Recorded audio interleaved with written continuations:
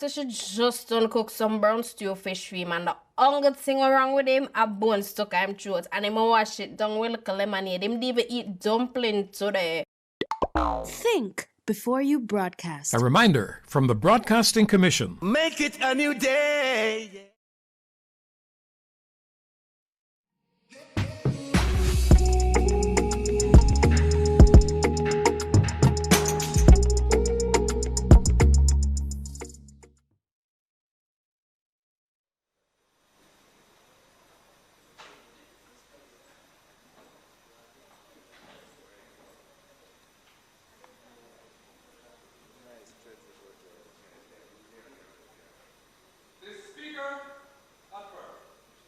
Almighty God, by whom alone kings reign and princes decree justice, and from whom alone cometh all counsel, wisdom and understanding, we thine unworthy servant, here gathered together in thy name, do most humbly beseech thee to send down thy heavenly wisdom from above, to direct and guide us in all our consultations, and grant that we, having thy affair always before our eyes, and laying aside all private interests, prejudices, and partial affection, the result of all our counsel may be to the glory of thy blessed name, the maintenance of true religion and justice, the safety, honor, and happiness of the king, the public weal,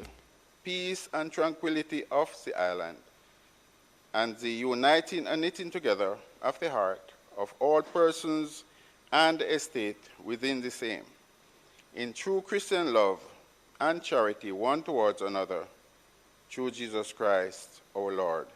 Amen.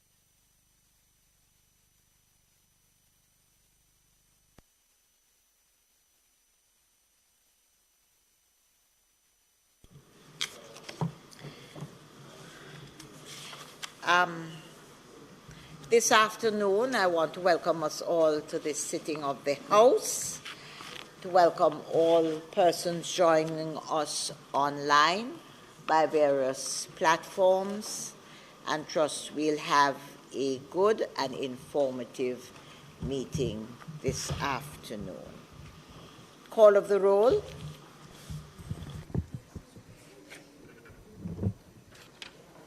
Mrs. Holness, Mr. Bartlett, Mr. Holness, Dr. Clark, Dr. Chang, Mr. Shaw, Mr. Samuda, Miss Grange, Mrs. Williams, Mrs. Malawu-Fort, Dr. Tufton, Mr. McKenzie, Mr. Chuck, Mr. Vaz, Mr. Warmington, Mr. Charles, Mr. Green, Mr. Morgan, Mr. Hutchinson, Mr. Terry Long, Miss Smith, Dr. Dunn, Mrs. Cuthbert Flynn, Mr. Main, Mr. Davis, Mr. Witter, Mr. Brown, Dr. Brown Burke, Dr. Charles, Mr. Chin,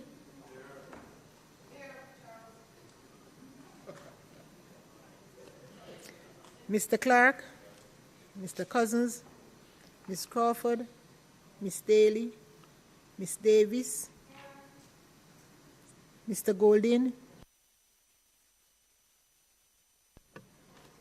Mr. Graham, Dr. Guy, Ms. Hamilton, Ms. Hannah, Mr. Henriquez, Mr. Henry, Mr. Hilton,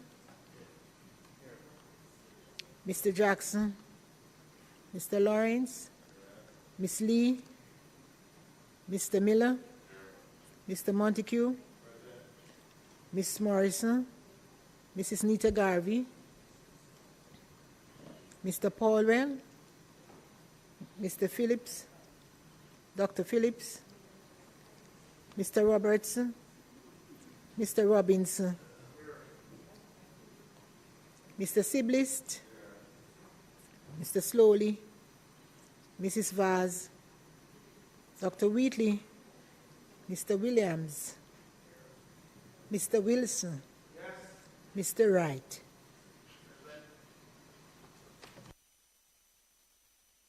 Members, before we move into the business of the House this afternoon, life is truly a cycle. We welcome our babies into the world, young people, and we say farewell to others. And this evening, the House marks the passing of Russell Hammond, who was the Member of Parliament for Westmoreland Central for a number of years. And I know that the House Leader will indeed lead off. He knew the member very well and has worked very closely in that area. House Leader. Thank you, Madam Speaker. Madam Speaker, Russell Hammond, a very, very popular and well-known businessman, philanthropist, churchman, family man, community man, and friend.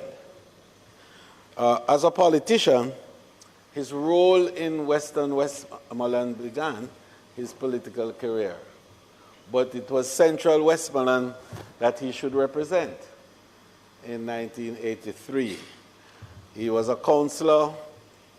He was an ardent supporter of Savannah-Lamar as a parish capital to begin with, as a town and as a community.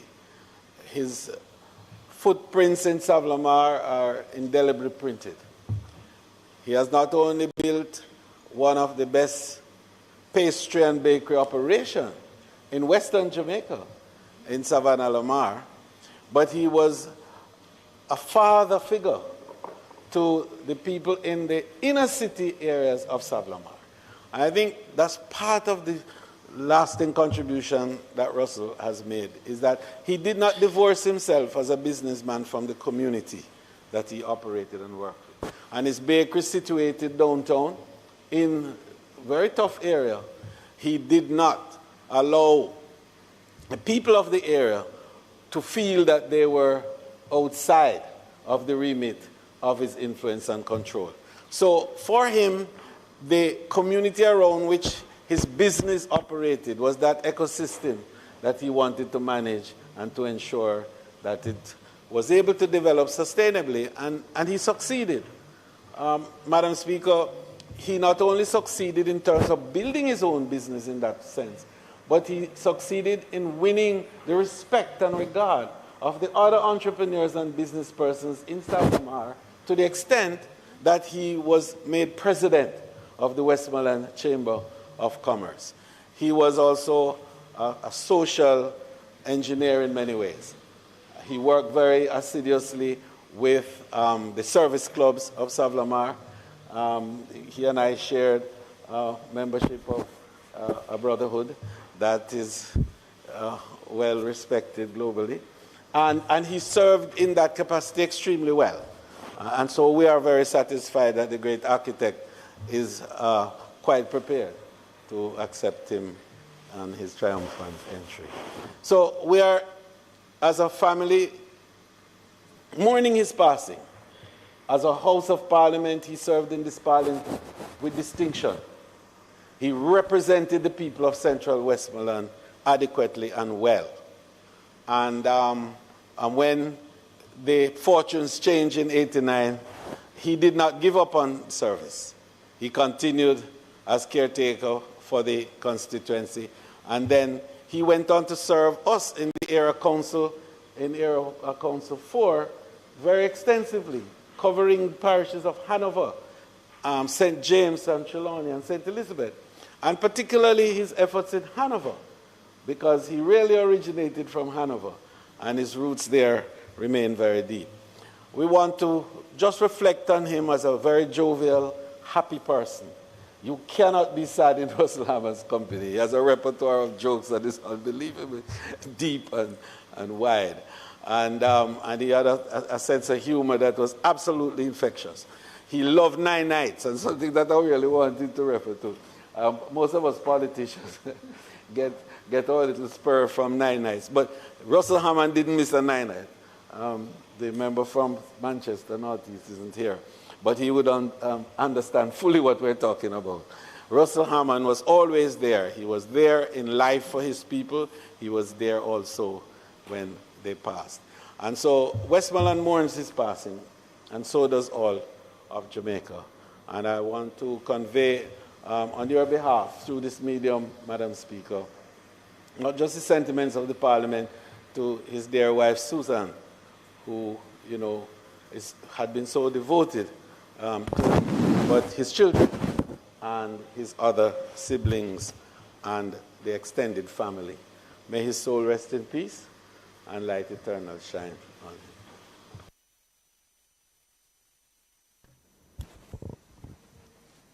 Madam Speaker, I join in paying tribute to the late Russell Hammond, who served as Member of Parliament for the constituency of Westmoreland Western. Mr. Hammond was personally known by me and is regarded as a friend of my family. I first met him as a young girl in the 1980s when my mother worked in his campaign. And at the time, I had members of my family working on both sides of the political divide. Because so were the sympathies, yes. But my mother worked very closely with him in his campaign, in his successful bid for office. And he would visit our home from time to time in our community smacked in the middle of the sugarcane fields. Throughout my life, I have maintained a pretty close relationship with Mr. Hammond. And in fact, when I entered representational politics, I succeeded him as chairman for the Jamaica Labour Party for the constituency of Westmoreland Central. And even after he demitted office, he made sure to provide support and assistance in the representational cause to me and the people he loved dearly. Russell is regarded as a gentleman who cared a lot for the people, regardless of political affiliation or sympathy. And he used his resources to help the people. House Leader spoke of his love for 9 nights. I recall on one occasion being called by him to provide assistance to a family in Delftland. And he begged me to go to the 9 night, in addition to providing a financial contribution. And when I expressed to him that the dead should bury their dead, he had a good laugh and said that if I'm going into politics, I need to understand that funeral rituals had a special place in the practice of politics and also in the hearts of the people. But you know, Madam Speaker, in our lifetime, we sometimes stand in moments of pride. And sometimes when we are at the height of our offices, we sometimes forget that death is a certain part of life. And I pay particular attention to how we celebrate the lives of our departed colleagues, because sometimes they fade away from active life, and we forget that in their prime, they would have served us well. And it's humbling, because death is a certain part of life. And among my devotionals of this morning, interestingly, was a verse from Job chapter 1, the 21st verse, which says, "And he said, naked I came from my mother's womb, and naked shall I return. The Lord gave, and the Lord has taken away. Blessed be the name of the Lord." As we pay our respects to someone who has served us on his journey on this side of eternity, may we be reminded of our own mortality, and may we put in context all that we would acquire by way of prestige, wealth, because the time will come, and we hope when we transition that some may pause and remember that we served country and fellow man. So today, Madam Speaker, I express condolence to his family, his son Kevin in particular, with whom I'm acquainted, but also his widow and his children. And for everything that we admire in Russell Hammond, let us emulate it. Something I always say when we pay tribute to the departed, that whatever it is we celebrate about their life, we have an opportunity while we are still alive to reflect those qualities.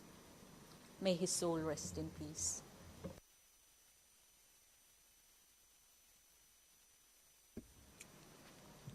Thank you, Madam Speaker. I'd like to join in the sentiments being expressed on the passing of someone who I knew quite well too, not just in the political arena, but someone who is also a member of another fraternity that the House leader spoke about. But outside of that, Madam Speaker, this was someone who has deep love for music. And our interactions on many occasions, Madam Speaker, would be centered around the question of music. But I want to remember him, Madam Speaker, as a representative at a time when it was extremely difficult based on the circumstances under which he came to Parliament. And the fact that Westmoreland was a tough place, not a happy hunting ground, as two members here can speak without fear, the House leader and the member from St. James.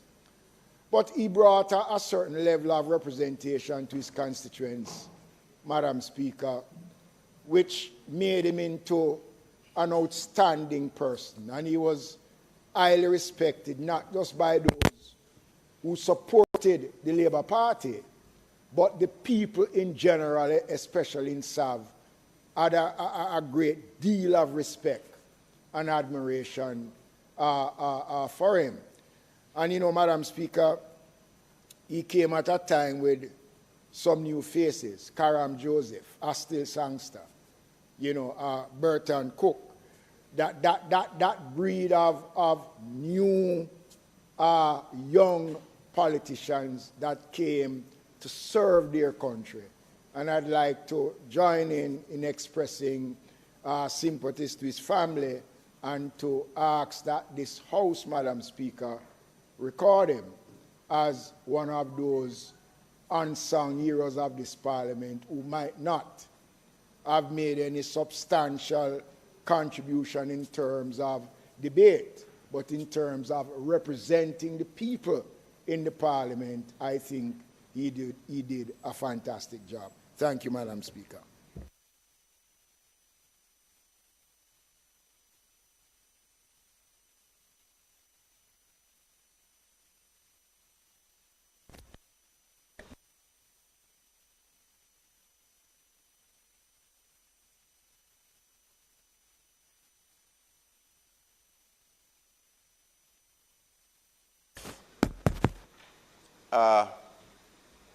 Former member of Parliament and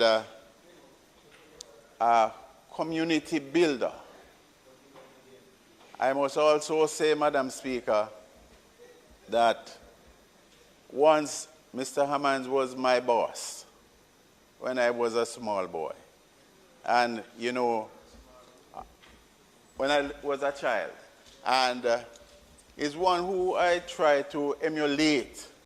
And for me, reaching where I am right now, Madam, he is one who would, you know, be my mentor in all aspects of, you know, representing the people of Westmoreland Central.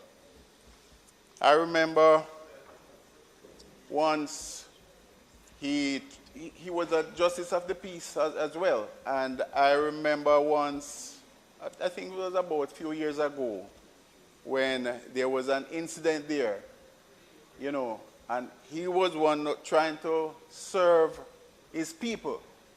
But some persons carrying out some illegal act, you know, did some, you know, harmful thing to him, where I know he would have felt real bad.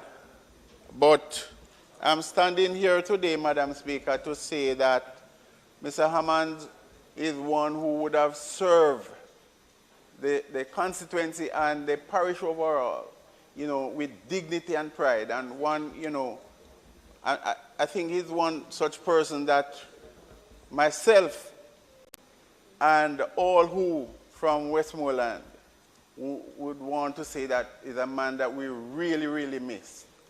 And we don't find much of these persons in today's society. And I want to say that we really, really miss him, Madam Speaker. And just to say to the family members that we here do feel their pain, you know, and just to express, you know, my feelings and to let them know that my condolences goes out to them. Thank you very much, Madam Speaker.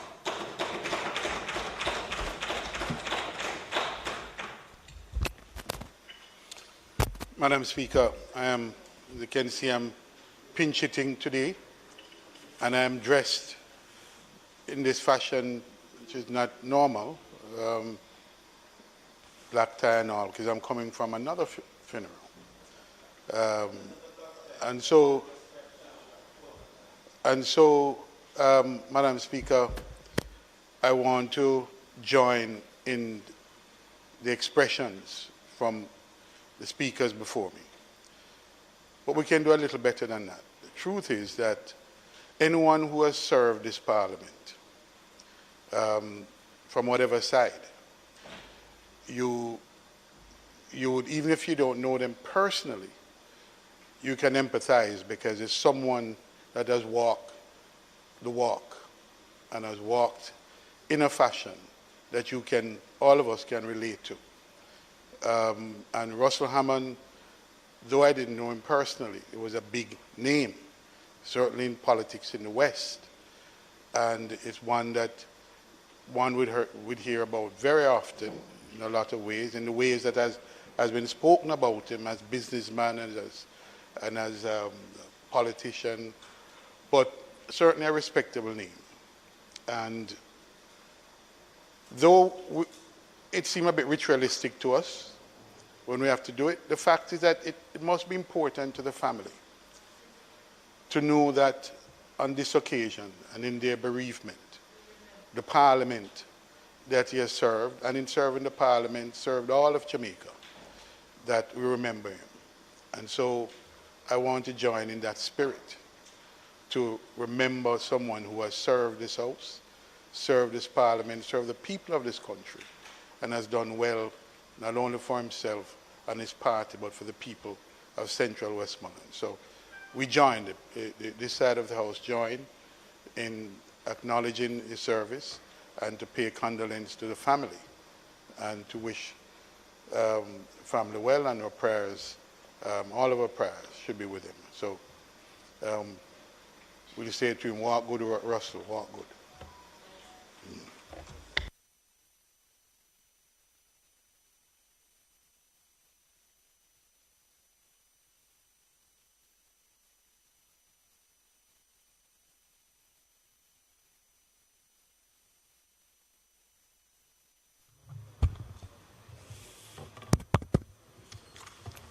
Madam Speaker, permission to speak from a seat other than my own. Madam Speaker, we pay tribute to a giant of a man, a community man, a father, a mentor, a philanthropist, an entrepreneur, an ordinary man who made a great impact. That's Russell Hammond. Not only did he serve his parish, he broke new grounds for his country, starting a franchise, an international franchise, that sold Hammond patties and pastries, not only in Westmoreland, but right across the world, as he had franchises overseas. He established himself in his parish, and he served the people. And most importantly, as was said by the House leader, he never left that community that surrounded his business. Matter of fact, Madam, the story is told that he has created many business persons out of the immediate surroundings around him as he assisted them and mentored them in business. As a member of the great Jamaica Labour Party, he played his own role in improving and transforming the lives of the citizens of Central Westmoreland. Absolutely. And if you go to Central Westmoreland today, they will tell you, like their current MP, Russell Hammond, in providing assistance to people, did not care which party you belonged. He was that kind of politician. Very affable man, a likable human being. He was a man for all seasons, and he, in his work for the party, extended right across Western Jamaica. He assisted young candidates in organizing, he assisted them in fundraising, he offered guidance, and even after his retirement, he was still available for advice to young candidates from both sides of the political divide. And that is why, Madam Speaker, you would forgive me if I say that this moment we should take it to re-examine how we treat persons who have served in this House, who have served the nation and have retired, because it is wanting how they are treated. And indeed, Madam, I am sure that the Parliament would want his dear widow Susan and the rest of the family to be assured of our support to them, and also to let them know that we are acutely aware that for Russell, there is a place, as Gramps Morgan will tell us, for people like him. That place where the streets are paved in gold, but more importantly, there is a hand to hold. Walk good, Russell.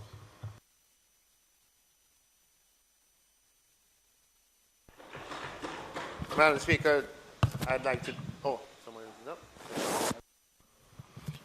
Yes. Madam Speaker, grant me permission to speak from a seat that is not my own. Madam Speaker, I also stand here as representative for Westmoreland Western to also lend my voice to the chorus that has risen in this honorable house today. In remembering Russell Hammond, he was a good man to the community. Russell Hammond was the person who I first met. He was the first politician I met as a young man growing up. I remember him driving to my home, coming to pick up persons in the community for canvassing way back in the 90s. He was a friend of my family. Went to school with my mother. He had a lot of drinks with my father. So he was very known to myself. Russell Hammond was also a key member within the community which I'm from, which is Burn Savannah. He had at one point almost 50% of the community members in his pastry place. He had meat shops and several other businesses.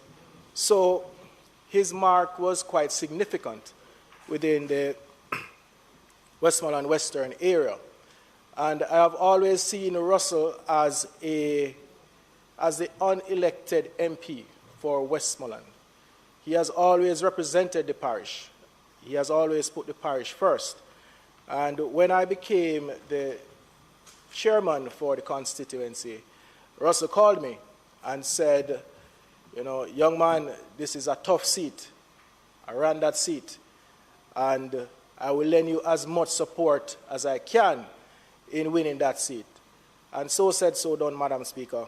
During my campaign, he gave me as much support, and for that, I am forever grateful.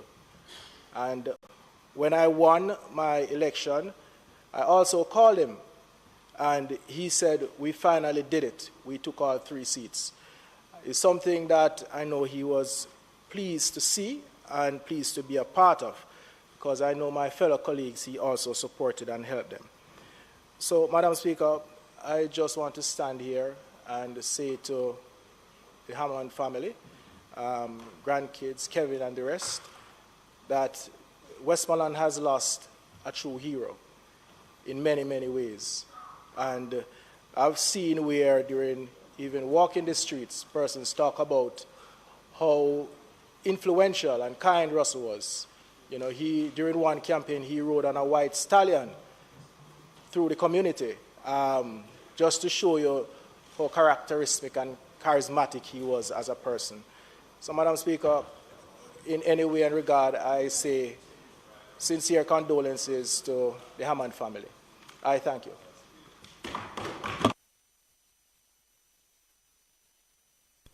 Minister. Madam Speaker, just to give a brief tribute to Russell Hammond. My father was resident magistrate in Westmoreland during the first half of the 1980s, from 1982 to about 1986, and I resided in Bluefields, Westmoreland. You could not live in Westmoreland and not know Russell Hammond.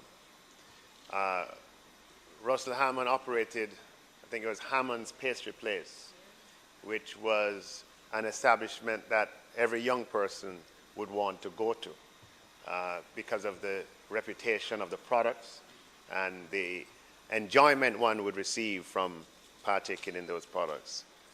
Russell Hammond was a man of boundless energy.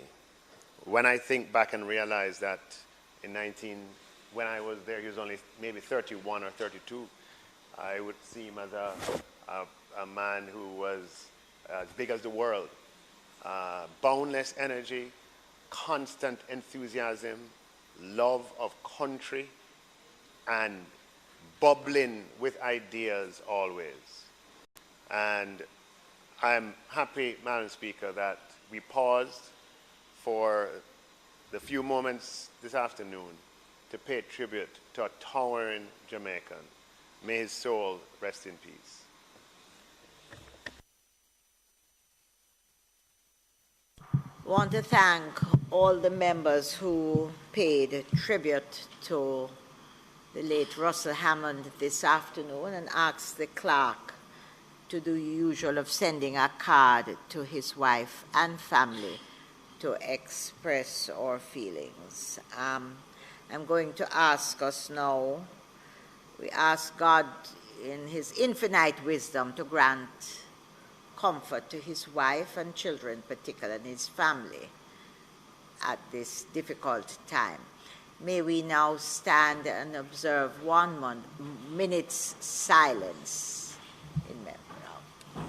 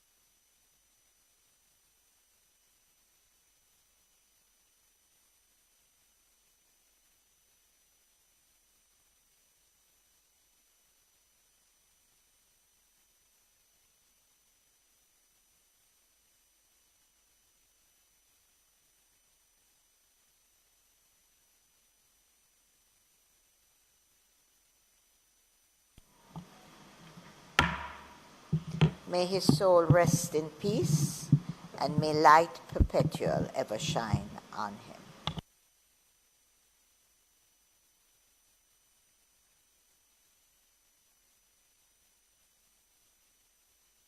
Thank you, House Leader. I had indicated that a card should be sent to his family from the members of Parliament.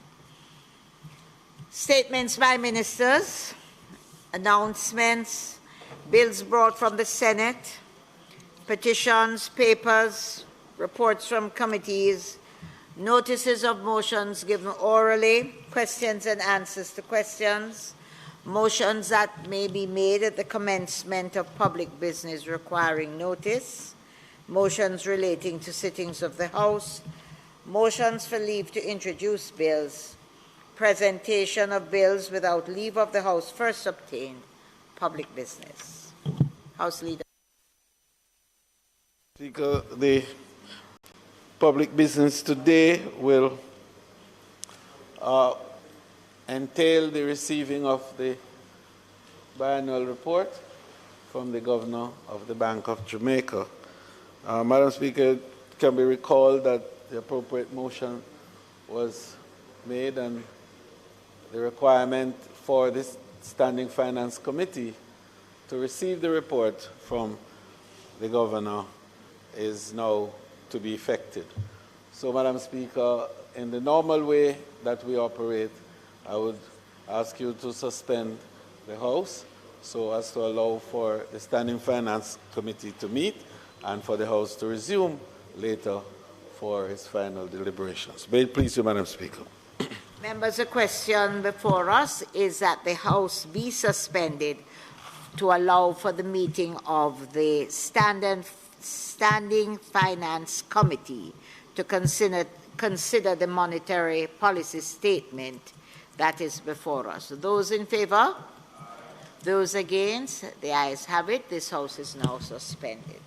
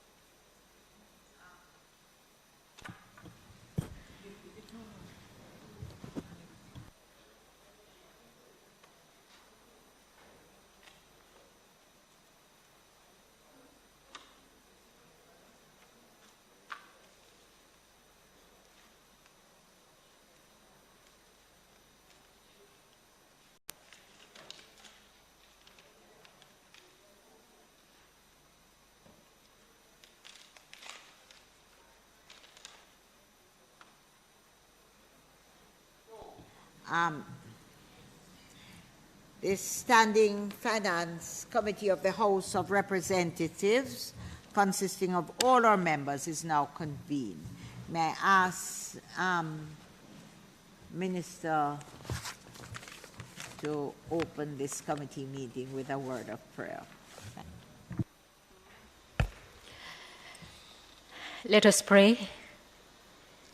Lord, we thank you for this opportunity to deliberate on important matters of the monetary policy and related issues to the economy of Jamaica.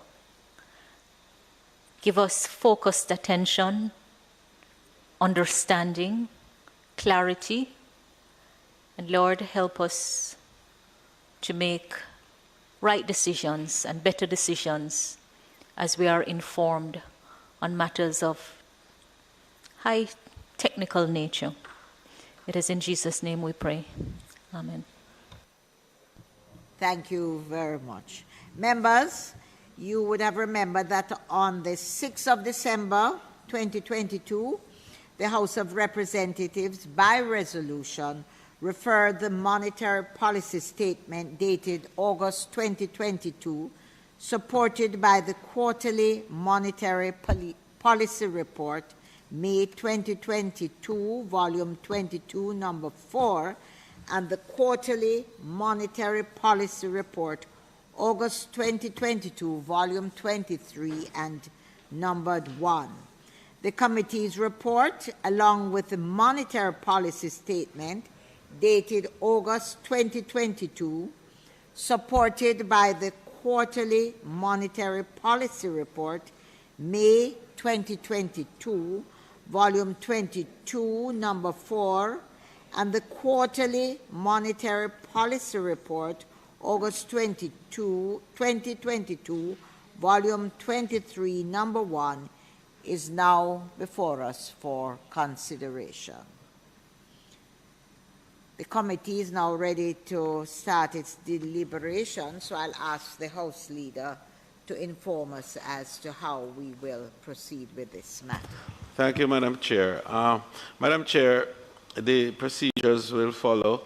The Minister of Finance will make an opening remark, and the opposition will respond very briefly, and then we will invite the Governor and the team from Bank of Jamaica to assume their positions in the chamber, and they make the presentations, after which members will have an opportunity to do the usual responses to the presentation of the Governor. May it please you, Madam Chair. I will, in the interest of time, Chair, I will defer from making any opening remarks or statements. I think we can move to inviting the Governor and his team in. Yeah. Please invite the Governor of the Bank of Jamaica in.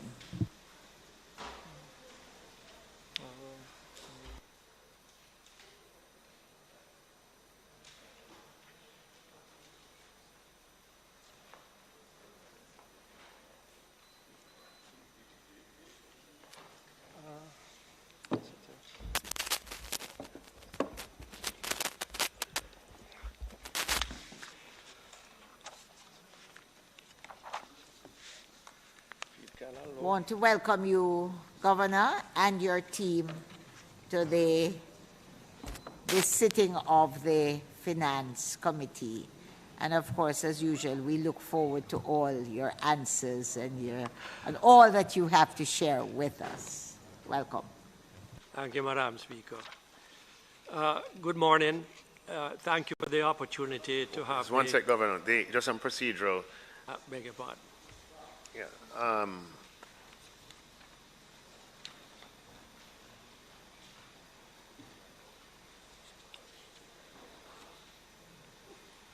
No, this.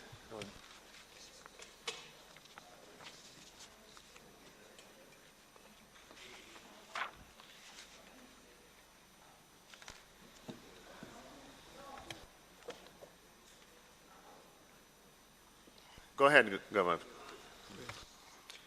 Thank you for the opportunity to have the Bank of Jamaica report to this Honourable House on its recent stewardship of monetary policy. I also take this opportunity to wish all the members of the Honourable House and your families a safe and happy Christmas when it comes. By way of context for my remarks, the ongoing conflict between Russia and Ukraine has amplified substantial increases in international commodity prices. Notwithstanding this adverse development, the domestic economy continues to show signs of strong recovery. Our foreign reserves are robust and employment is at pre-COVID levels. The shock has, however, contributed to significant increases in both inflation and inflation expectations here in Jamaica and across the world, which makes inflation a source of ongoing concern for the Bank of Jamaica. Headline inflation at October of this year, as reported by Statin, was 9.9%, which continued to trend above the upper limit of the bank's inflation target of 4 to 6%. This outturn was also higher than the inflation rate of 7.3% at December last year, but has been declining slowly since April of 2022, when it was 11.8%. While some of the key drivers of headline inflation, such as grains and shipping prices, continue to trend downwards on world markets, we are not yet seeing the full pass-through to domestic food prices. In addition, core inflation, which excludes from CPI the impact of fuel and food prices, is high at 9% when compared to 8.4% at this time last year.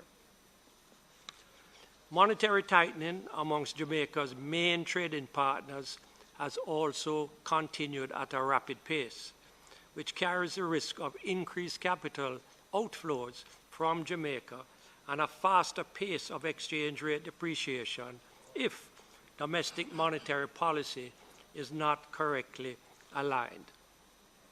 Therefore, since October last year, Bank of Jamaica has used a three-pronged approach to addressing the problem of high inflation in Jamaica.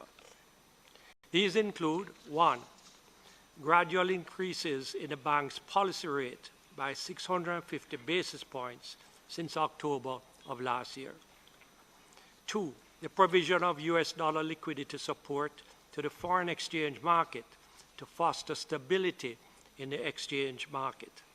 And 3, ensuring the maintenance of tight Jamaica dollar liquidity conditions in the money market. This package of mutually reinforcing policy measures are meant to achieve the following outcomes. Firstly, to cause interest rates on deposits and loans in the financial system to rise, which will then encourage savings and discourage borrowing in Jamaican dollars and help to manage aggregate spending in the economy. 2, it will make savings in Jamaican dollars more attractive relative to foreign currency assets and thus help to maintain the stability of the exchange rate. 3, the timely sale of foreign exchange to the market when there are temporary gaps between supply and demand is also aimed at stabilizing the market while at the same time preserving the government of Jamaica's flexible exchange rate system. Selling US dollars also removes Jamaican dollars from the financial system, which causes a premium to be placed on Jamaican dollar liquidity by the participants in the system and reducing demand-induced inflationary pressures. 4, the use of open market operations, which involves Bank of Jamaica issuing certificates of deposits to banks, removing liquidity from the system and causing money market interest rates to rise and therefore influencing inflation downwards. These actions are intended to soften the impact on consumers of the large changes in the prices of oil, grains, and other imported commodities through the exchange rate channel. They are also meant to reduce demand in the economy and consequently the ability of businesses to pass on price increases to consumers.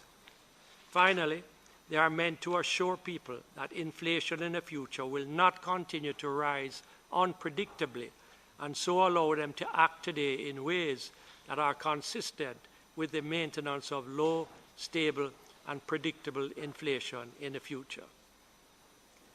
The foreign exchange market has remained relatively stable, reflecting in part the actions taken by the bank in response to the higher than targeted inflation. This stability in the exchange rate continues to play a role in moderating the cost of imported goods and tempering inflation expectations. The bank, however, remains concerned that while there have been some increases on deposit and loan rates, the pace of upward adjustments in the rates of deposit-taking institutions has been slow. In the case of deposit rates, for the period October last year to October this year, in a context where BOJ's policy rate rose by 650 basis points, the weighted average deposit rates, that is, interest rate paid on demand, saving, and time deposits, rose by only 49 basis points. So we moved 650, they moved 49 basis points. This low pass-through reflected the fact that customers of banks who held demand and saving deposits over the period experienced practically no changes in the interest rates paid on these deposits. In terms of loans, deposit-taking institutions' weighted average loan rates actually declined by 14 basis points during the period September last year to October of this year. To facilitate greater transparency around the issue of deposit rates, the bank recently began publishing in the newspapers detailed data on interest rates paid by all commercial banks on savings accounts, demand deposits, and time deposits. The publication of this data is an initiative of the bank aimed at encouraging the public to act in an informed manner by moving their deposits to the commercial banks where they can benefit from higher deposit rates. Notwithstanding the slow responses to date, but appreciated it takes time for policy signals to have an effect, the Monetary Policy Committee of the Bank of Jamaica judged that it might be appropriate at this time to pause further rate increases. This pause is conditional on commercial banks' deposit rates and loan rates moving higher. Secondly, that core inflation does not continue to increase. And thirdly, that the U.S. Fed does not exceed its projected rate increases for 2022 and 2023. Looking ahead, Bank of Jamaica expects that, consistent with consensus forecasts for a fall in commodity prices and the bank's overall monetary policy stance, inflation is projected to decline to single digits in early 2023 and return to the 4% to 6% target range by December of next year. In closing, Bank of Jamaica recognizes that our monetary policy actions to bring inflation back to its target will not be painless to all Jamaicans. However, the bank is cognizant that the greatest pain of all is the adverse impact of high and unpredictable inflation on the ability of our working population and the most vulnerable members of society to afford the basic necessities of food, transportation, and housing, and on the stable long-term economic growth of the country. In this regard, Bank of Jamaica reaffirms its commitment to doing all it can to achieve its primary mandate of returning inflation to the 4 to 6% corridor without causing undue harm to employment and economic growth. Again, I thank you, ladies and gentlemen.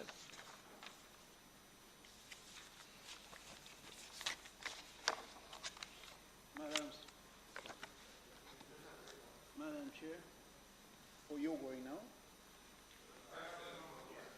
I just have one. Yeah, I have a little hobby horse. that I keep checking on every so often. I follow the American economy. Member Samudo? Yes. I follow the American data quite closely. And I note where one of the greatest challenges they face is this question of inflation and the measures that they have adopted. Their measures, I think, are a little more drastic than ours because they can afford it. But it is always the old adage that if America coughs, we get pneumonia. Now, the impact on that on our economy and the projections you have made here, is there likely to be anything that would prevent us from achieving those noble objectives of returning to 4% range next year? I'm behind you, but you know, that's how they... Let me go across the other one. Just... Member Samudo? Yes. The convention is usually to allow the opposition spokesman on finance to do the initial question. Yes, yes, after. So if you don't mind, we could just...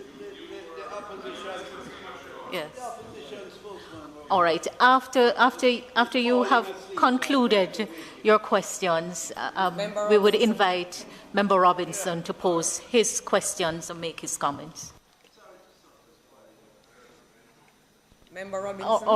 All right. Let's just bring a little order to the proceedings. In the normal scheme of things, the Minister of Finance would pose his questions or make his comments in response to the statement.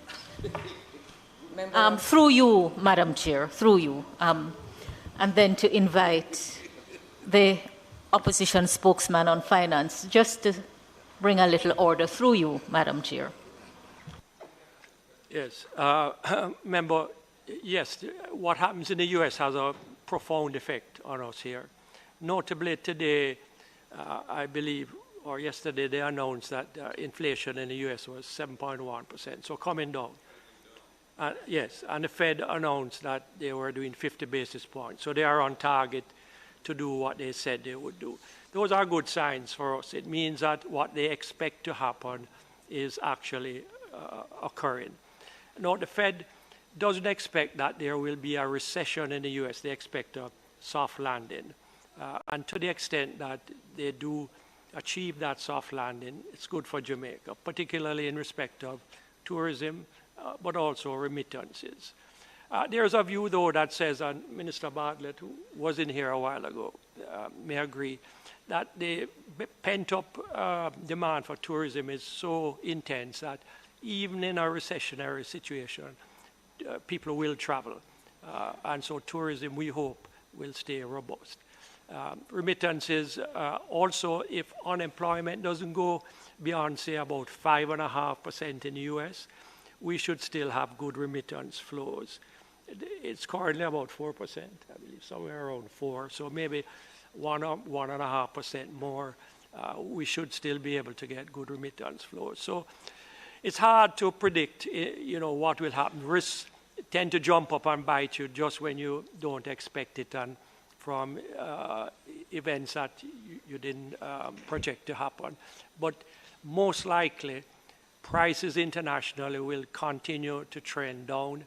The US will have a fairly soft landing, and Jamaica will be able to survive. Member Robinson. Yeah, go ahead. Thank you, Chair, and I hope you'll just give me a little latitude in terms of the questions.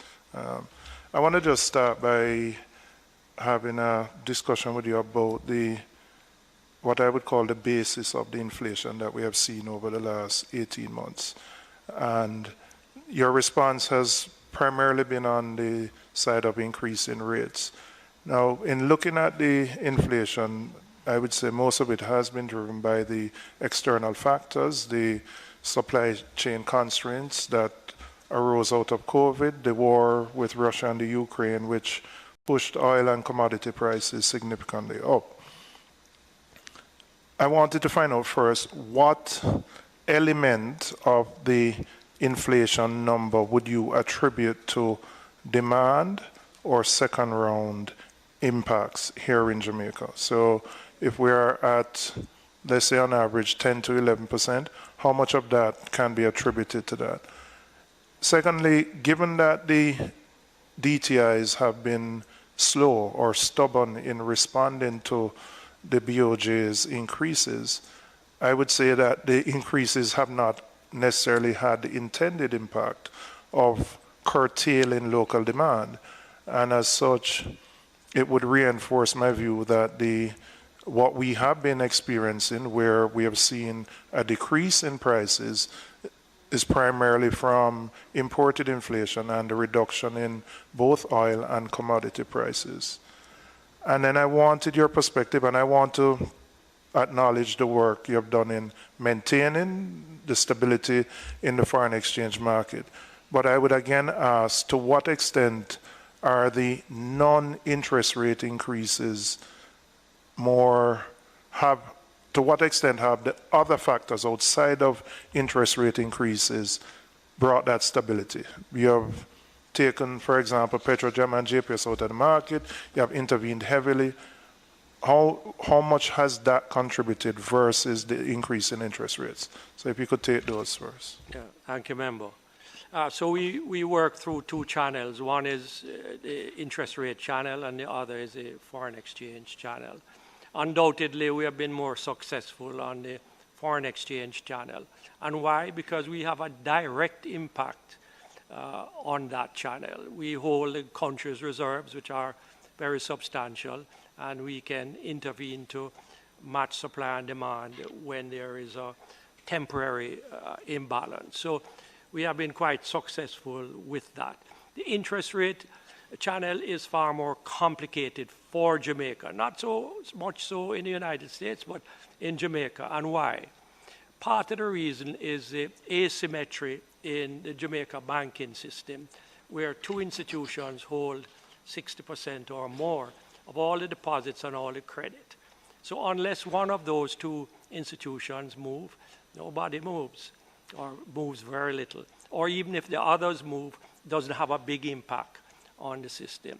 The other thing is that people are not as prepared to move their account in response to signals. So somebody will be at a bank getting 0.36% per annum interest and don't want to go to the trouble to move it to somewhere else where they may get 1%.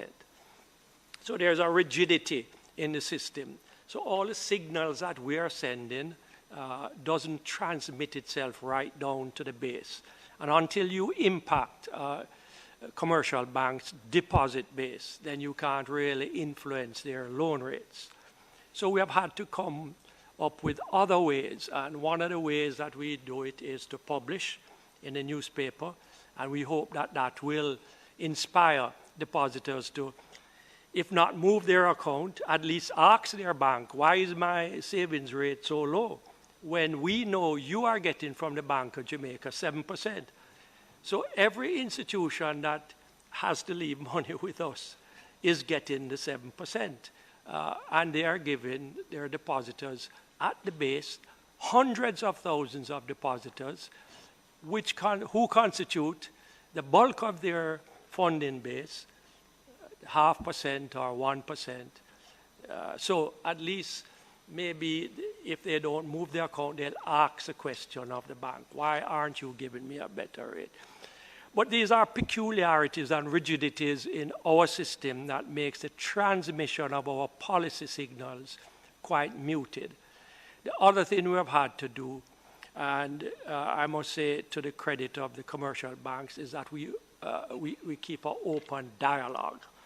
So they know exactly how I feel, and what I'm saying here is of no surprise to them, and they know what I expect of them. So that dialogue, I'm hoping, will have some impact on their actions and make the transmission system a little bit more efficient. However, in the medium term to the longer term, we have to correct that transmission system inefficiency. One way or another, we have to find a fashion to fix it. you have consistently justified the increases by looking at what the Fed does. No, could I stop it? It's not that we justify it, but we have to be careful. If you can get 4.5% in the United States. Well, I was coming to that. Okay. And that's my question. So my question is, to what extent is there data to support the notion that there would be capital flight, and whether the capital that is resident here in Jamaica would move based on a 50 basis point movement in the Fed, which you don't correspondingly move to? Right. So we don't have to match them 50 basis point for 50 basis point. We don't. And we moved early. Remember, we moved from October last year. The Fed moved from about March of this year. So we did put a little distance between themselves and ourselves. And so we do have a little room to pause and wait to see whether the transmission system will work. But if you have the opportunity to earn 4.5% in the United States, and you can't earn at least that or better in Jamaica, it is just logical that smart persons will tend to move capital to the United States.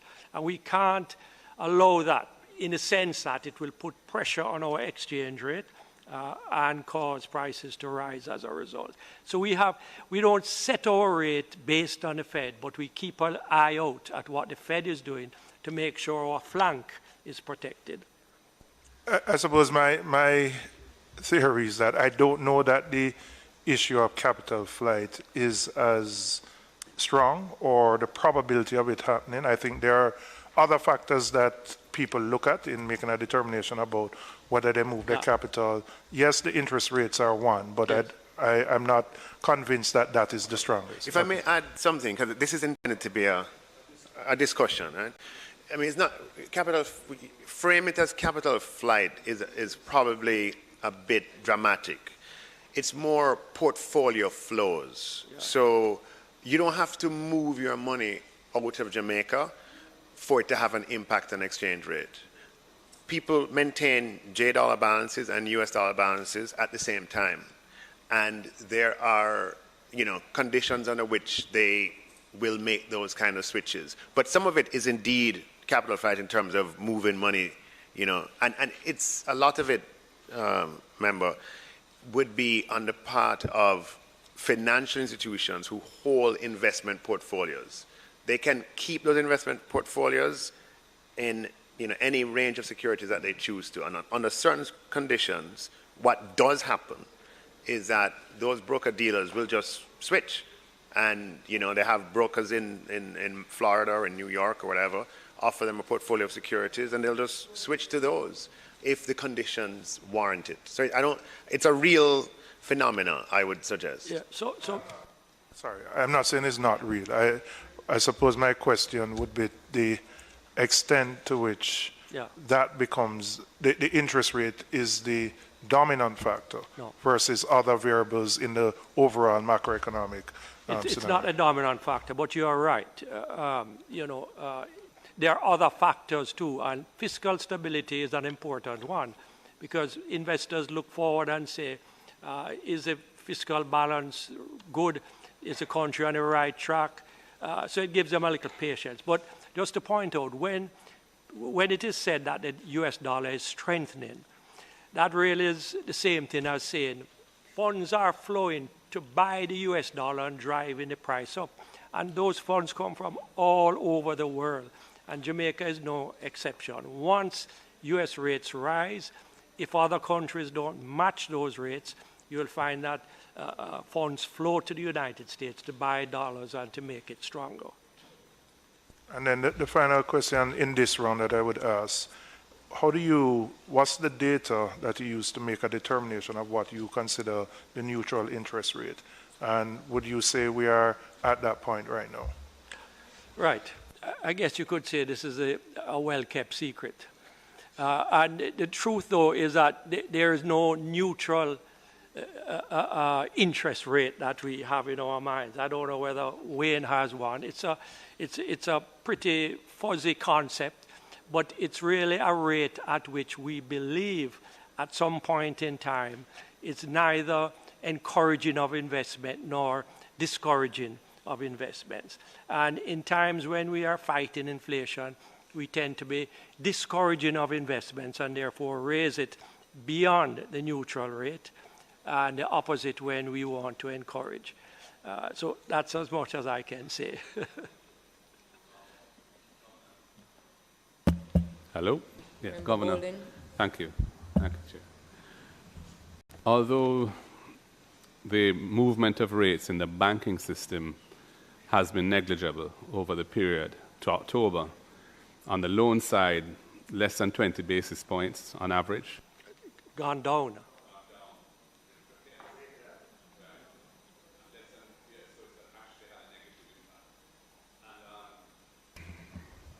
Yes, so it's actually had a reverse impact, if it had any impact at all, because I can't imagine that reversal or that reduction in the weighted average loan rate of the banks has anything to do with your interest rates going up. That could be counted. So that's driven by other factors. And on the deposit side, 40-odd basis points, which in the scheme of things is tiny, given that you've raised them by 650. You've raised your overnight rate by 650 basis points. Just for clarity, though, the policy rate that is on cash placements with you by the commercial banks, not on the cash reserve that they're required to keep, right, but on surplus cash that they may want to park with you. Correct. So what kind of volumes would you typically have of money earning that rate, that 7% currently, say? What do you currently have? 20 billion, sometimes 30 billion sitting in there. Jamaican. Yes. It varies a lot.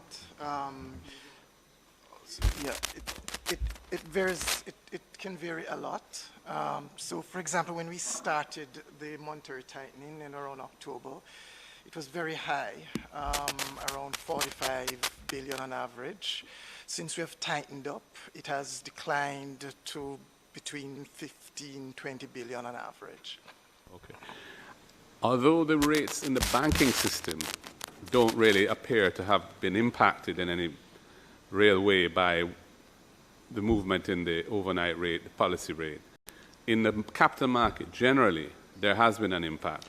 Yes. I mean, I've seen bond offerings by, which are now in double-digit rates, 3-year, 4-year borrowings in the capital market. So they are taking a signal, it seems, yes, from you, even though it's not quite very clear how your rate translates to impacting them, yes, if the banking system is not yet responding to it. Yes. But maybe it's just the fact that people expect, it's expectation driven, and if you're borrowing money for 2, 3, 4 years out, persons are not going to lend money and be underwater if they expect rates to continue to rise.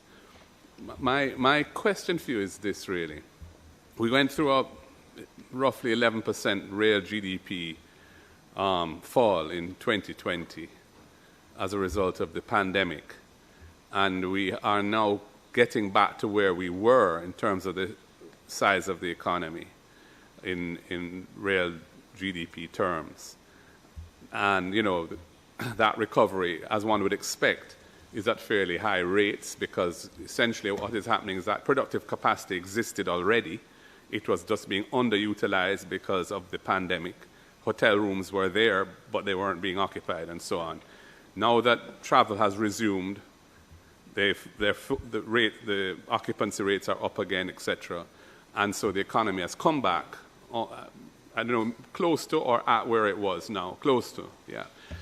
Now, where the rubber hits the road now is further expansion. There's new productive capacity being developed or emerging from investment, and real GDP growth being driven by that. Having high interest rates is antithetical to achieving that as a general rule, because the cost of borrowing being higher makes it less economic to borrow. So the question I have really for you is this. When you say that you want to see the banking system rates going up, I'm questioning why you'd want to see that, insofar as inflation has started to trend down already in this economy. So you were up at over 11% earlier in the year. It has come down a bit. It's now single digit, I think. You said core inflation is. Yeah, but it has been coming down. Our major trading partners, their rates are, well, certainly the US has been trending down as well. Where we are trying to grow the economy going forward, why would you, if inflation is correcting itself, the exchange rate policy has been the fundamental thing there, I think, obviously, because the interest rate mechanism hasn't impacted banking rates, really. So, but the stability in the exchange rate, relative stability exchange rate, has definitely had a big impact on keeping prices less, more stable than they otherwise would be. So, in that context, why would you want to see interest, since you're achieving your objective by stabilizing prices, rate of inflation starts to come down, and we're at a point now where we want to see whether the economy can really pick up in real terms relative to where it was in 2019. Why would you want to maintain the a relatively high rate of interest above your inflation target range if you're already achieving the objective by other means? Yeah. So that's a lot of questions in there. It's really one. The question is, the question is, why are you intent on trying to ensure that interest rates in the banking system go up when you're achieving a reversal of the high inflation rate and rates are starting to trend down without that having happened? Yes, because we don't feel confident that we have inflation under control. And we don't feel confident because when we look at core inflation, so this is inflation when you take out the impact of imported food and fuel, that's going up. So that means that our core inflation is going up. That means there is some internal generation of inflation happening, whether it's from wages or it's from persons feeling they can get a better margin. Doesn't matter. There is this stimulus to inflation happening internally, domestically. And the way to deal with that, unfortunately, is for interest rates to try to take something out of the economy, to slow it down, to just stop it for a little bit, to take some of the purchasing power out. So, interest rates rising helps with that. So our objective is not to stop growth. It's really to stop inflation being too high. But sometimes you have to slow growth to achieve that objective. And in that respect, we're lonely on the road of trying to fight inflation if we have to, at the same time, slow growth. Because I'm sure nobody else in the Parliament wants to see growth slow. Neither do we, but it's the only way. So you're saying CPI, or headline inflation, has been trending down over the last 6 months? Generally, but core inflation has been going up? In a pretty weak fashion, and we will have inflation numbers tomorrow. You may find that they don't go down. I haven't seen them, I don't know, but I suspect they may not go down. But we have seen core inflation go up. So we're not comfortable that inflation is under management. I just wanted to ask, you had indicated in your opening remarks that you have not seen the reduction in commodity prices pass through at the local level. Yes. I know you're not the Consumer Affairs Commission, but to what extent do you believe whether in the wholesale trade, they are, in essence, making larger margins and not passing those on? Yes, I can't say that that is the case, but what you can imagine is that people have different contracts. You might have had inventories that you have built up at higher prices. You may have a forward contract at a price that's higher than spot rate. And so there are different reasons why that pass-through has not been seen. What we do know that when you look on international commodity prices, corn, soya, wheat, are all down. Anything else? Oil is down, oil is big down. Well, to the extent gasoline, yes. I mean, JPS uses a lot of LNG, and that's down a little less than oil. But I'm not suggesting that business people are hoarding or price gouging in respect of those international commodity prices. It may just be a timing reason why it hasn't passed through as yet. So flour should go down, animal feed prices should go down, freight charges are down. We need to see that come through the economy. May I suggest one area in which there may be some stickiness in the prices going down, and that is in the supply chain, some of the supply chain. We have supply chain issues here in Jamaica, notably customs and warehousing. I can tell you warehousing demands are up. People are trying to find places just to hold inventories. And in fact, my understanding is that what's happening at the port, perhaps lesser today than previously, was that persons had, in anticipation of the supply chain disruption, had gone ahead and purchased a lot more stuff and are using the port as to hold these inventory. One of the reasons they're doing that, again, is because of the shortages of warehouse spaces. So we have, to my mind, we have some structural issues in our supply chain, our local or domestic supply chain, that are likely to continue to keep these prices elevated. Yes, absolutely. I agree with you. Governor, you said a while ago that you're not, because of the challenges that we're having with the transmission mechanism, you're not confident that, we have core inflation under control. But you also said that we are going to, the Monetary Policy Committee is going to pause for the moment on the rate, the increases in the policy rate. Just two questions. One, the Monetary Policy Committee would have made that decision prior to the Fed's decision today to raise their policy rate. But knowing the Fed's plan. Okay, but so you'd have taken that into account. Okay. And when you speak about, just the second part of the first part, when you speak about, that pause assumes that the Fed does not go beyond their 2022-23 projection. You want to share with us what that is? So the Fed is now at what percent in their policy rate, and your pause stance is assuming it doesn't go beyond 4 to 4.75, and we expect another 50 basis points. So if the 25 in March. So you expect the Fed to go to 4.75? Yeah, they may go to 5. To 5. Somewhere near about 5. And so you're saying, as long your pause, one of the conditions of the pause is that the Fed doesn't go beyond 5%. Well, I'd say 4.75. 4.75. There is talk that they may go to 5. Right.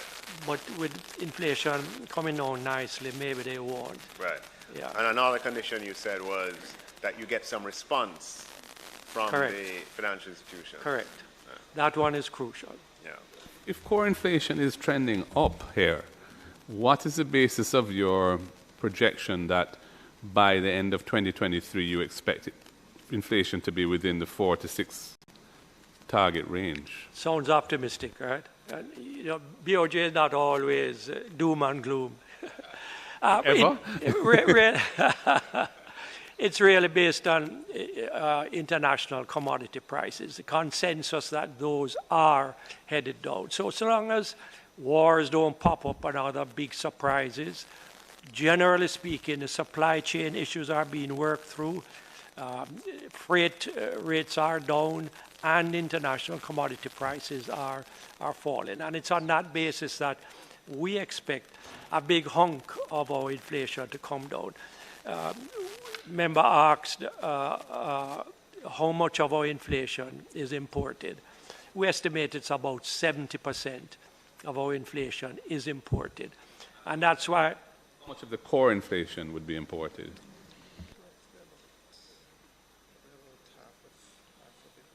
Half of which? About half.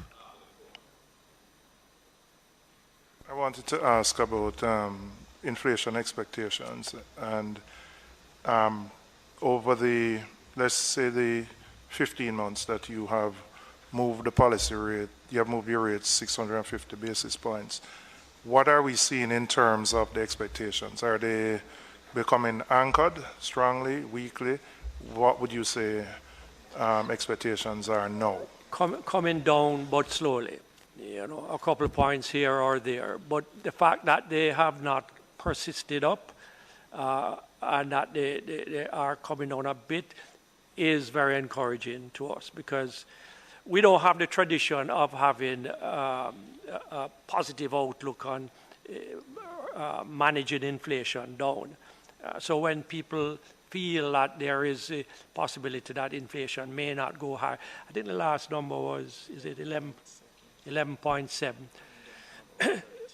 coming down from 13, Wayne says. So that's very encouraging to us.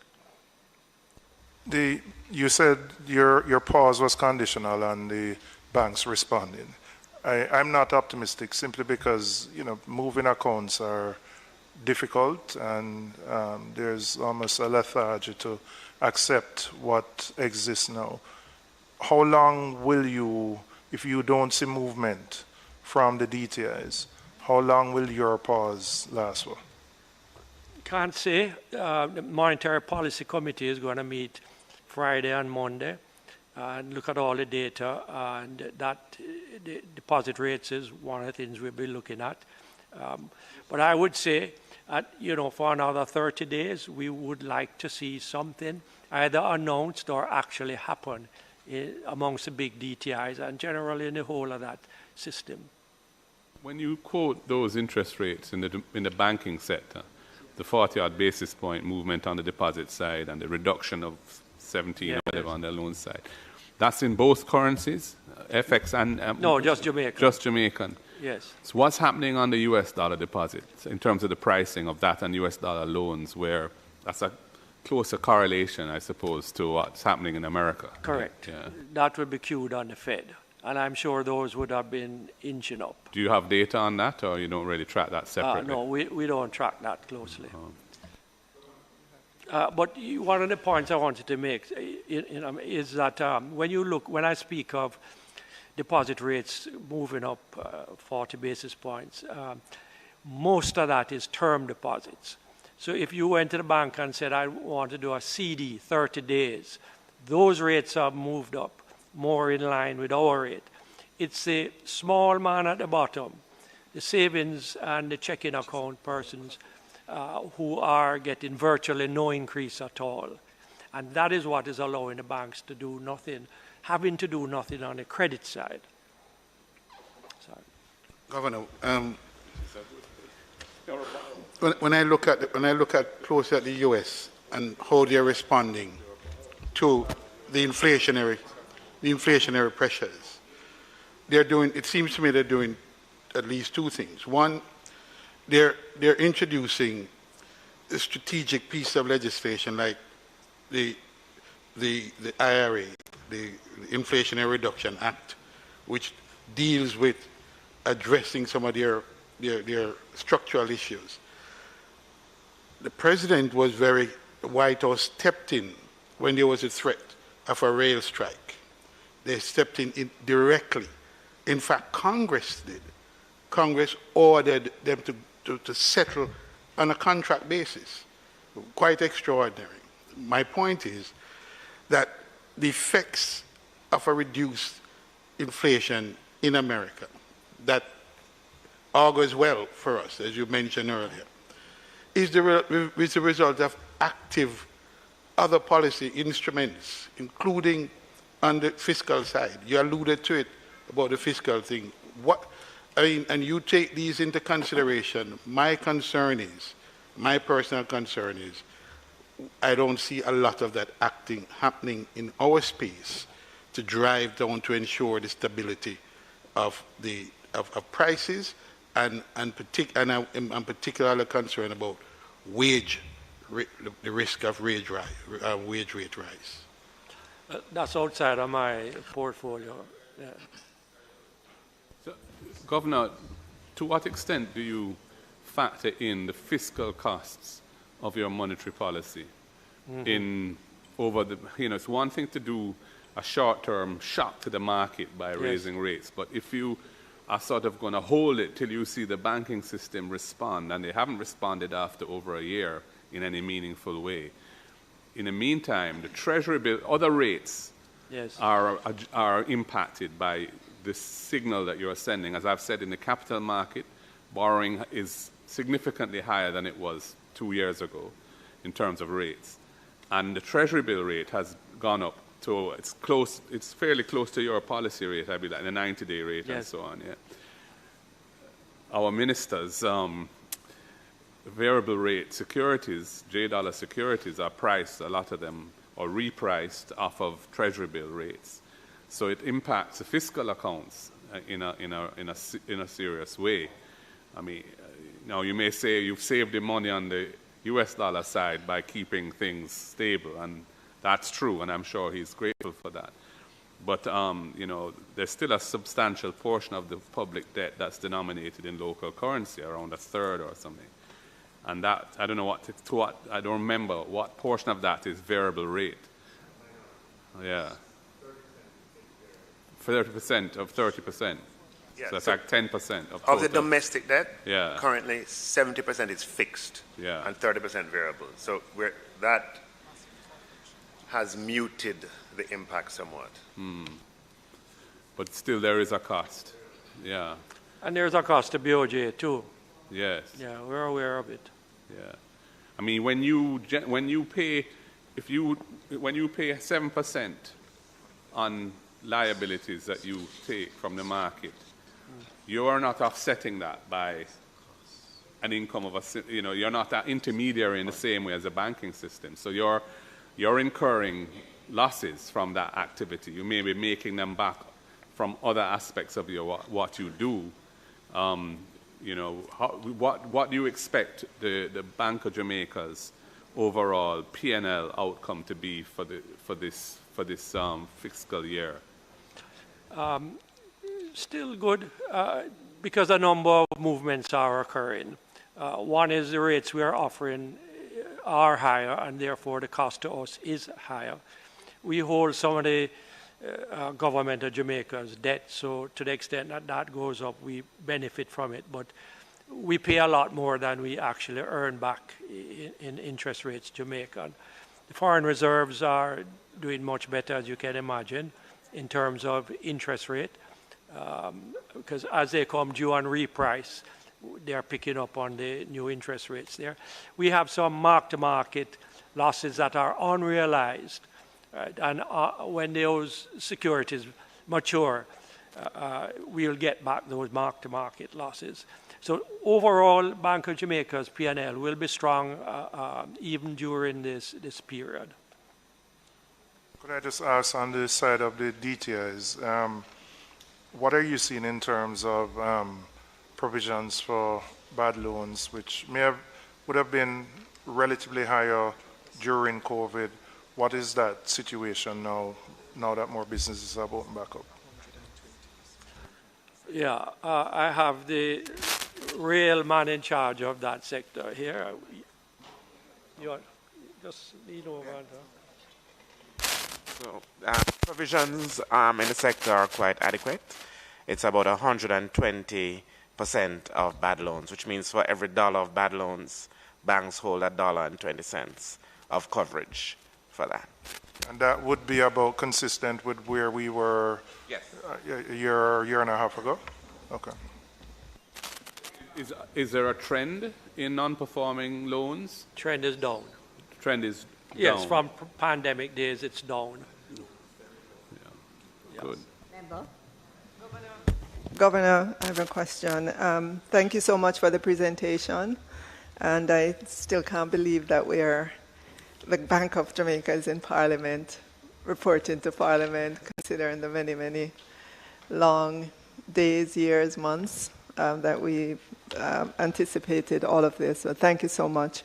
You mentioned earlier on that loan rates went down, I guess, on average by 14 basis points. Do you see this as having any forward-looking expectation in it, considering that, you're kind of still thinking, I believe, about inflation and possibly who knows where the signal rate will go. But to see loan rate coming down in this environment, is it foretelling things to come? I don't think so. I think it has a lot to do with competition, and competition around mortgages in particular. I think over the last year or 18 months, it's been quite stiff, the competition, and because of that, rates have come off. Also, maybe some more expensive loans have been paid off, and so the weighted average is coming down. Yeah. Governor, let me go across here again. Governor, you have given my heart because as somebody who has been around this place for a long time, I'm very encouraged with what you said today. First of all, you're optimistic about the yields of your paper. That is going to yield you some profit. That is going to turn out the financials of the Bank of Jamaica in a very favorable manner. That is something that we have been plagued with over the years, going in the other direction. That coupled with, obviously, your enthusiasm about the business community and their response to the rates, that still makes it encouraging for them to invest with people domestically, whilst at the same time maintaining a very positive posture for the foreign exchange rates. So, Governor, do you anticipate anything at all, other than, of course, the wars that you were saying you were fearful of in terms of... no, I'm saying, do you have any apprehensions at all? Is there any gray area in anything at all that you're doing where there may be a slip between the cup and the lip over the next year or two? I don't see it domestically, and I have to go on what the consensus view is internationally, and that view is generally positive, but cautiously so.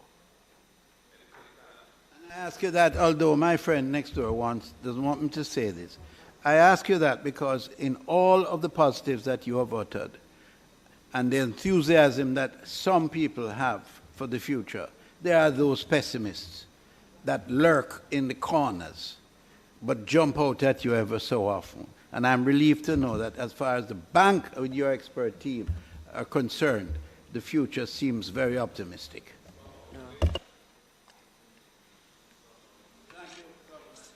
You're doing one hell of a good job, you hear me, with your team. Thank you, Member.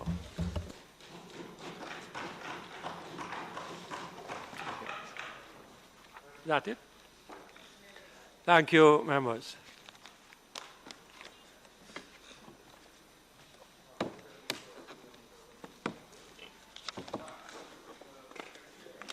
Thank you very much, Governor, and your team. Wish for you a good Christmas, too.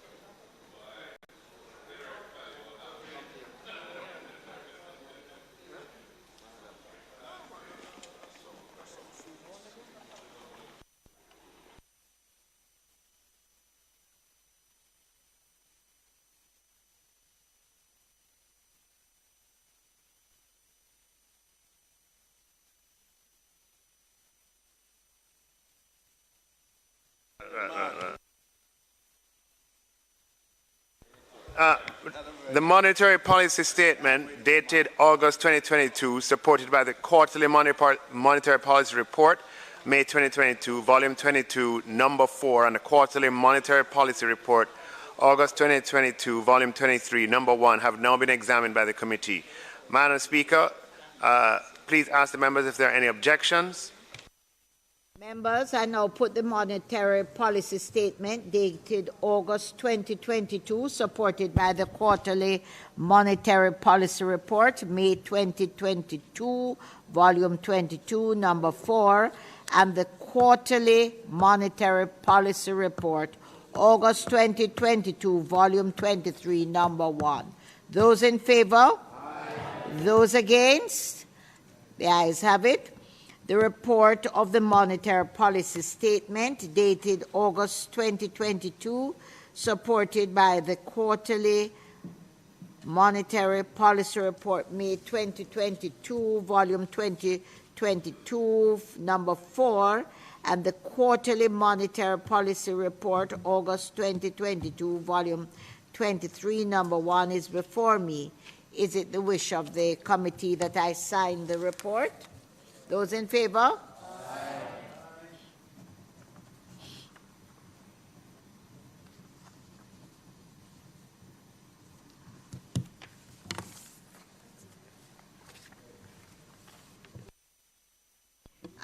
This committee now is adjourned. Sign a die.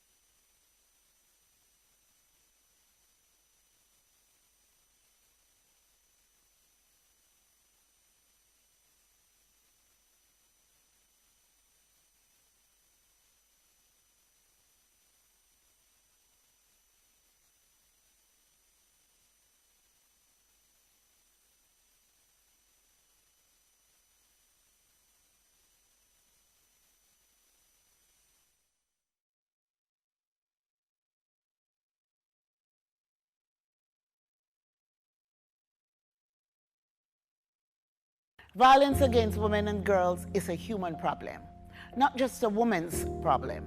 It's a problem for men too. Gender violence takes many forms, including sexual assault, domestic violence, relationship abuse, sexual harassment, and sexual abuse of children. The magnitude of ongoing violence against women and children in our country is cause for alarm. We can end the violence. It requires all of us to end the violence. I call on all our men and women in Jamaica to take a stand. And men, especially, must get involved in this movement to create a better world for their daughters, their mothers, their sisters, their aunts, their uncles, their fathers, their sons, and for themselves. Let's protect and reassure. Let's unite to end gender violence.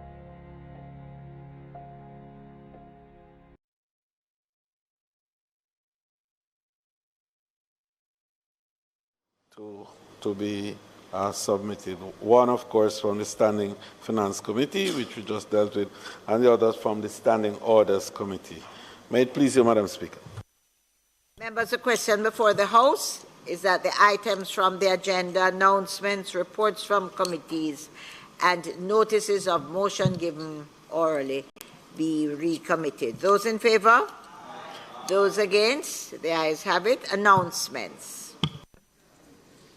Laid on the table of the House today are copies of the report of the Standing Orders Committee of the House of Representatives on its deliberations on the amendment of the Standing Orders to allow for the bicameral caucus of women parliamentarians to be established as a sessional select committee, and the report of the Standing Finance Committee of the whole House of Representatives, consisting of all members of the House, on its deliberations on the monetary policy statement dated August 2022, supported by the quarterly monetary policy report, May 2022, volume 22, number 4, and the quarterly monetary policy report dated August 2022, volume 23, number 1. Reports from committees. Madam Speaker, I beg to lay on the table of the House a copy of the report of the Standing Finance Committee of the whole House of Representatives, consisting of all members of the House, on the monetary policy statement dated August 2022, supported by the quarterly monetary policy report, May 2022, volume 22, number 4, and the quarterly monetary policy report, August 2022, volume 23, number 1.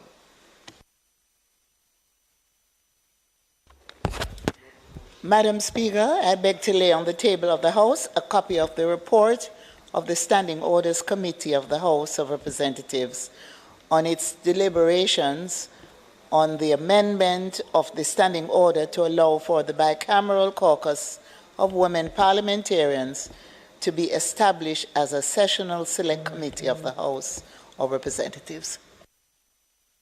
Notices of motions given orally. Madam Speaker, I beg to give notice that at the next meeting of the House, I'll move, be it resolved that the report of the Standing Finance Committee of the whole House of Representatives, consisting of all members of the House, on the monetary policy statement dated August 2022, supported by the quarterly monetary policy report, May 2022, volume 22, number 4, and the quarterly monetary policy report, August 2022, volume 23, number 1, which was laid on the table of the House on the 6th day of December 2022, to be adopted. Madam Speaker, I further beg to give notice that at a later stage today, I'll move for the suspension of the standing orders to enable me to take this motion. Madam Speaker, I beg to give notice that at the next meeting of the House, I will move the following. Be it resolved that the report of the Standing Orders Committee of the House of Representatives on its deliberations on the amendment of the Standing Order to allow for the bicameral caucus of women parliamentarians to be established as a sessional select committee of the House of Representatives, which was laid on the table of the House on the 14th day of December 2022, be adopted. Madam Speaker, I further beg to give notice that at a later stage today, I will move for the suspension of the standing orders to enable me to take this motion. Thank you. Public business. Madam Speaker, public business, the two items which now will be taken will be the Minister of Finance and the Public Service seeking approval for the motion in his name, and similarly the Minister of Gender Affairs. Madam Speaker, may it please you.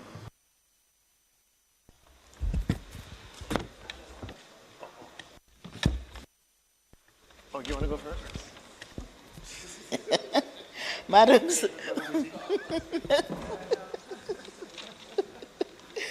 Madam Speaker, I now move for the suspension of the standing orders to enable me to take the motion, notice of which I gave earlier. Those in favor? Those against? The ayes have it. So, Madam Speaker, we will just, at this time, have brief comments, and then I'll seek the approval. I will seek the approval in relation to this motion. Thank you, Madam Speaker. Madam Speaker, today meaning December 14, 2022, the people of Jamaica would not be at all surprised if they board a JUTC bus and see a woman bus driver at the wheels. It has become commonplace. It has become normal.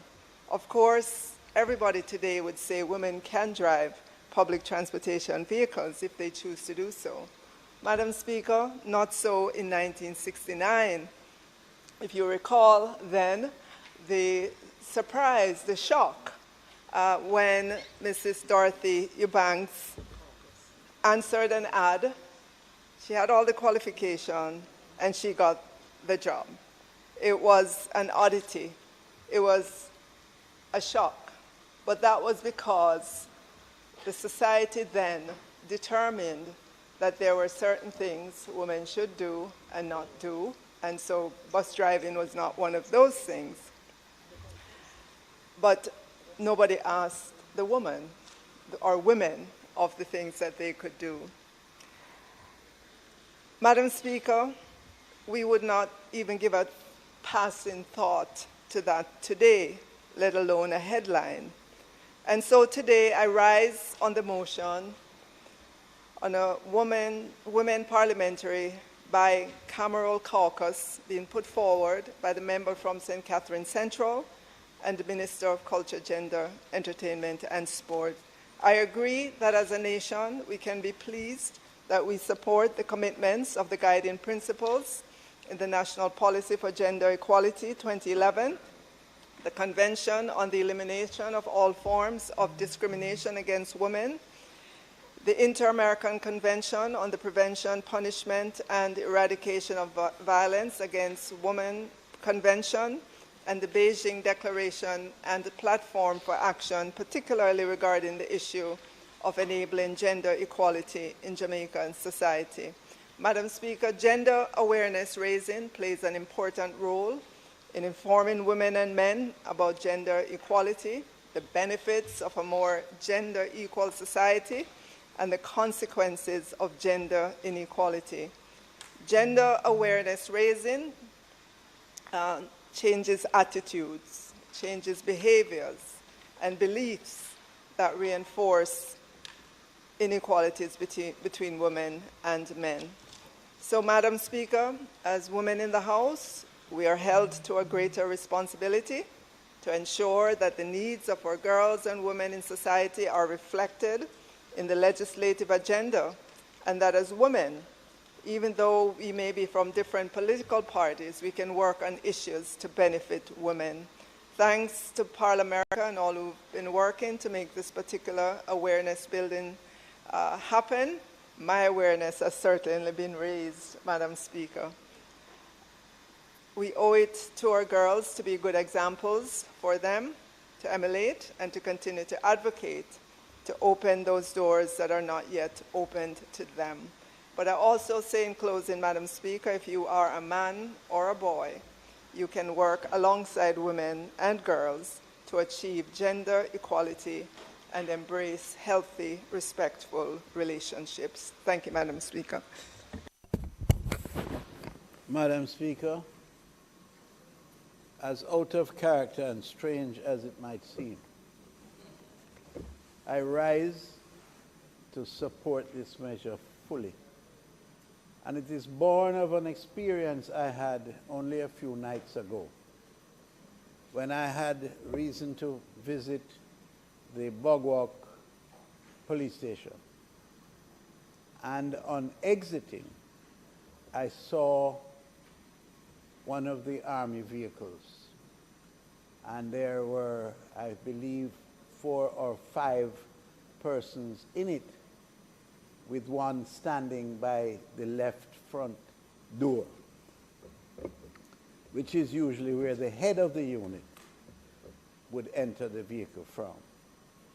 So I went up, and to my surprise, it's a bit dark. I engaged and said, well, you know, because I always do whenever I get the opportunity to encourage them and to congratulate them and support them. And the voice came across, and I said, oh, because she was a female.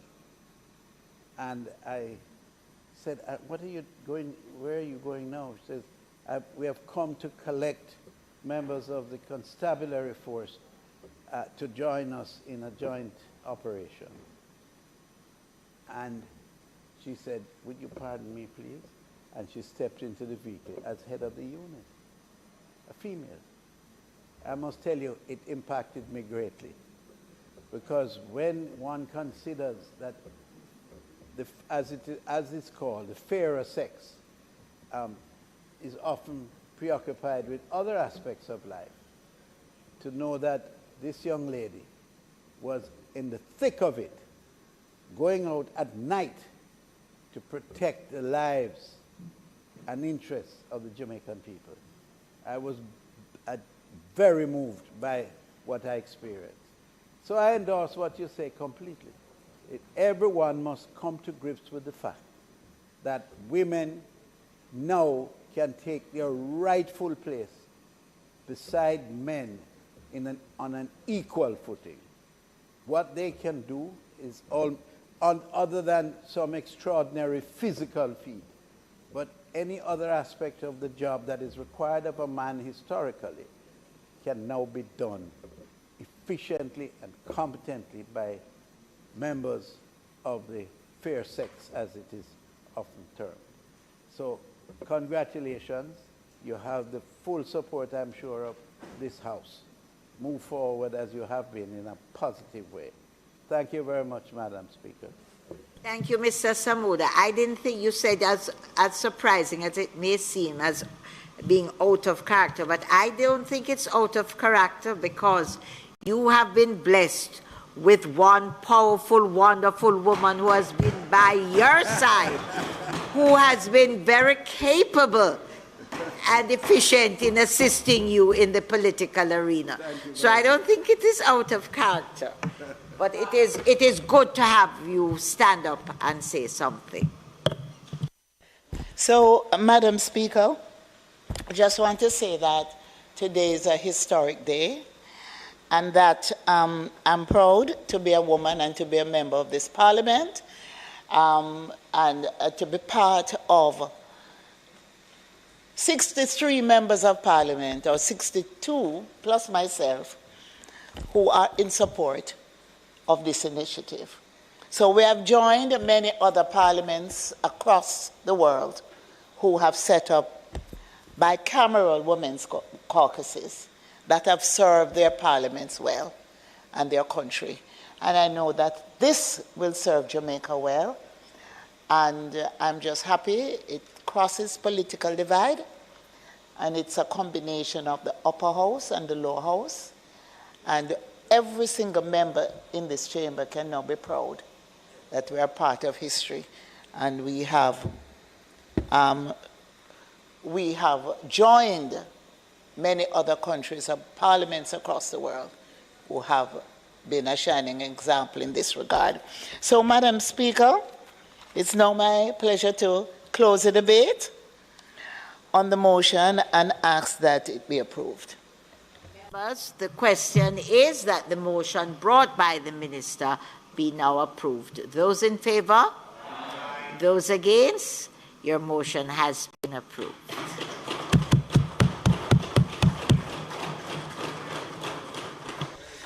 Madam Speaker, I now move for the suspension of the standing orders to enable me to take the motion, notice of which I gave earlier. Those in favour? Those against? The ayes have it, Minister. Madam Speaker, I ask that the motion be approved. The Minister of Finance has asked that the motion, which he gave notice of earlier, be now approved. Those in favour? Those against? And the ayes have it.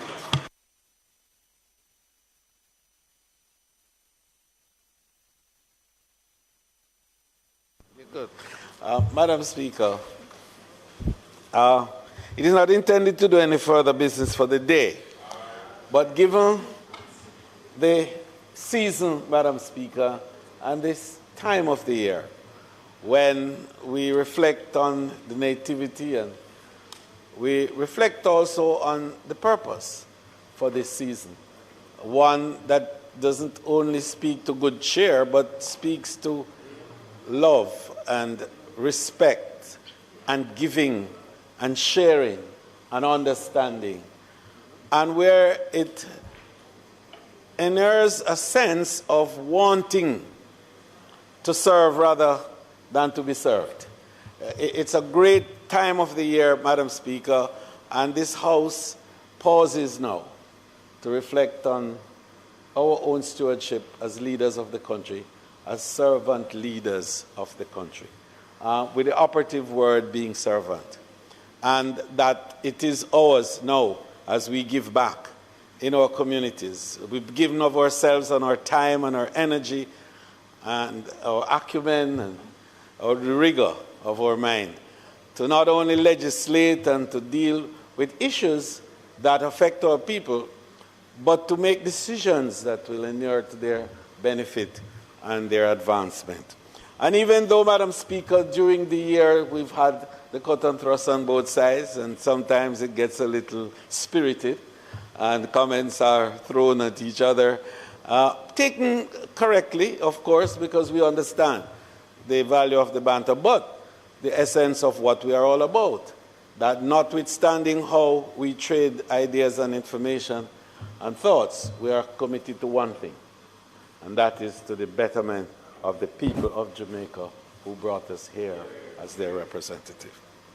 And so, Madam Speaker, on this side, we want to offer all the good wishes to our partners on the other side, and to say to them, use this season well. Enjoy the glories and the joy of camaraderie. Enjoy the spiritedness of it without being too spirited, so that sobriety can be maintained throughout. And in speaking, Madam Speaker, about this season, I want also to use this platform to indicate to the users of our roads. And I can't help saying it primarily because this time of the year, accidents somehow escalate. Somehow we get excited about the moment and become overcome by it, and sometimes lose our own sense of sobriety and also control. And I would appeal to our motorists to make this a very safe Christmas as we move forward. Madam Speaker, it is my fervent wish that my colleagues on both sides of the House, with their families and their friends, have a Merry Christmas and indeed a very prosperous 2023. May it please you, Madam Speaker. Madam Speaker, I just say ditto to everything the House leader said. I just want to say that I hope in all of what we do that we do find some time for family and good friends. Good cheers. Merry Christmas Happy New Year. I want, on your behalf, and particularly on my own behalf, in wishing us all a prosperous and safe Christmas, to thank the clerk, the deputy clerk, all the members of this House for their continuous support to myself as the Speaker, to parliamentarians, and just for the general running of the House. Want to thank you all very much, to wish for you all, as I wish for all of us as members of Parliament, a very safe, happy, and prosperous Christmas. And in all that happens, remember, I say it all the while, we have constituencies and we are here to serve and we do serve. But remember, family, because at the end of the day, that is where it truly counts. Spend time with your family.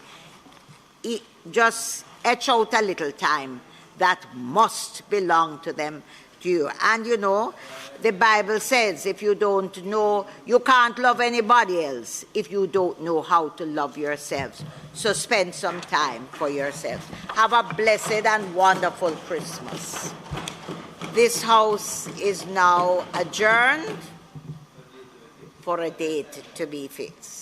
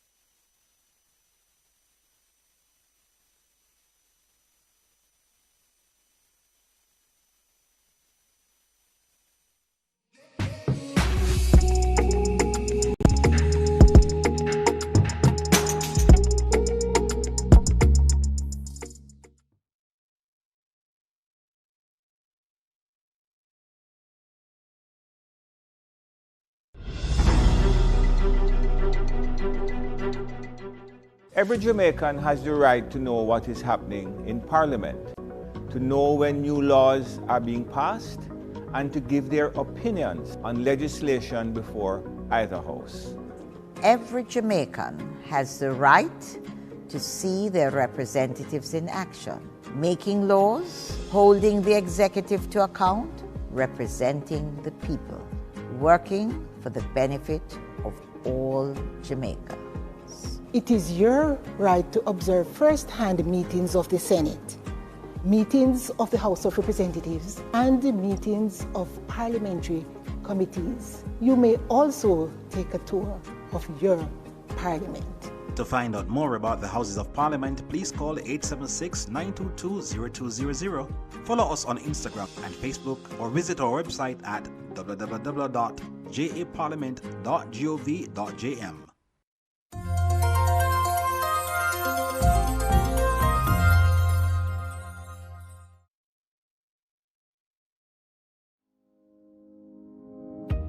Operation Birthright is the government's program to address the major issue of Jamaicans not having birth certificates. According to a recent Capri report, approximately 200,000 Jamaicans have no legal identification, and this affects their